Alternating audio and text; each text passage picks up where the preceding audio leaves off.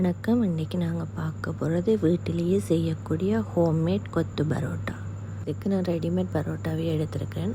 அதோடு சேர்த்து நான் ஸ்க்ரேப் பண்ணின கோவா, கேரட், சின்ன சின்ன க்யூப்பாக கட் பண்ணின உருளைக்கிழங்கு, மெட்டது வெங்காயம் இதெல்லாம் எடுத்துருக்கிறேன். அதோடு ஆல்ரெடி பன்னீர் 65 செய்து வச்சுருக்கிறேன். குக்கரை ஆன் பண்ணிவிட்டு பேனை வைப்பேன். பேன் சூடானதும் ரெடிமேட் பரோட்டாவை பேனில் போட்டு சுட்டெடுப்பேன். 2 பக்கமும் வடிவை திருப்பி போட்டு நல்ல வடிவாக சுட்டு எடுப்பேன். இந்த மாதிரி கலர் சேஞ்ச் ஆகி வடிவாக சுடுபட்ட பிறகு இந்த பரோட்டாவை பிளேட்டுக்கு ட்ரான்ஸ்ஃபர் பண்ணுவோம். பரோட்டா கொஞ்சம் ஆறின பிறகு இந்த மாதிரி சின்ன சின்னதாக அதை பிச்சு துண்டு துண்டாக்குவோம்.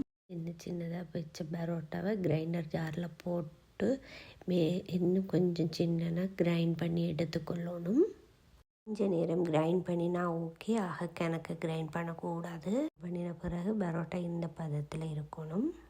கிரைண்ட் பண்ணின பரோட்டாவை ஒரு சைடில் எடுத்து வச்சுட்டு அடுப்பு ஆன் பண்ணி அடுப்பில் ஒரு பாத்திரத்தை வச்சு அதில் கொஞ்சம் தண்ணி வச்சு சூடாக வச்சுட்டு சூடானதும் அதில் க்யூப்பாக கட் பண்ணி வச்சுருக்கிற உருளைக்கிழங்கு போடணும்.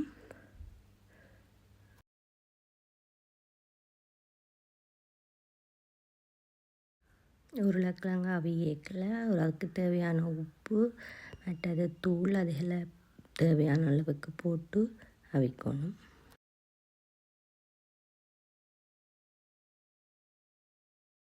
நல்லா அவிஞ்சு தண்ணியெல்லாம் வற்றி வந்த பிறகு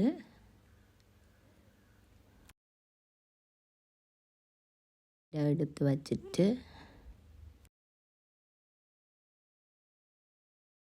பேன் அடுப்பில் வச்சு அதுக்கு கொஞ்சம் எண்ணெய் விட்டுட்டு வெங்காயம், உள்ளி எல்லாத்தையும் போட்டு வதக்கணும். வெங்காயமும் உள்ளியும் ஓரளவுக்கு வதங்கி கொண்டு வரைக்கல கோவாவை சேர்த்து நல்லா வதக்கணும்.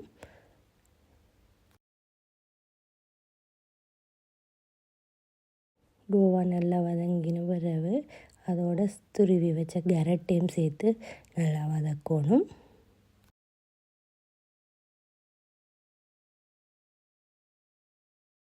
கேரட் ரெண்டும் நல்லா வதங்கி கொண்டு வரைக்க அதுக்கு தேவையான அளவு உப்பு மற்றது தூள் ரெண்டும் சேர்த்து நல்லா திருப்பி வதக்கணும். தூள் வாசம் இல்லாமல் போகணும். தூள் வாசம் இல்லாமல் போகிறதுக்கு கொஞ்சம் தண்ணி விட்டு வதக்குவோம்.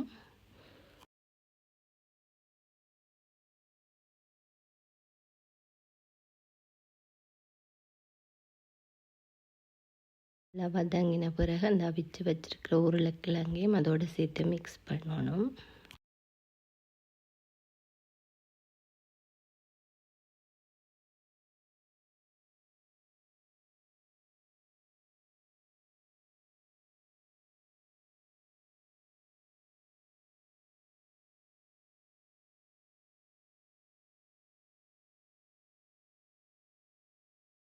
எல்லாம் நல்லா மிக்ஸ் பண்ணி வதங்கின பிறகு அந்த கிரைண்ட் பண்ணி வச்சுருக்கிற பரோட்டாவையும் அதோடு சேர்த்து நல்லா மிக்ஸ் பண்ணணும். அதில் உள்ள ஸ்பைசஸ் எல்லாம் அந்த பரோட்டாவோட சேர்கிற அளவுக்கு நல்லா மிக்ஸ் பண்ணணும். அதுக்கு பிறகு அந்த பொரித்து வச்சுக்கிற பன்னீர் 65 அதுக்கெல்லாம் மிக்ஸ் பண்ணி விடணும்.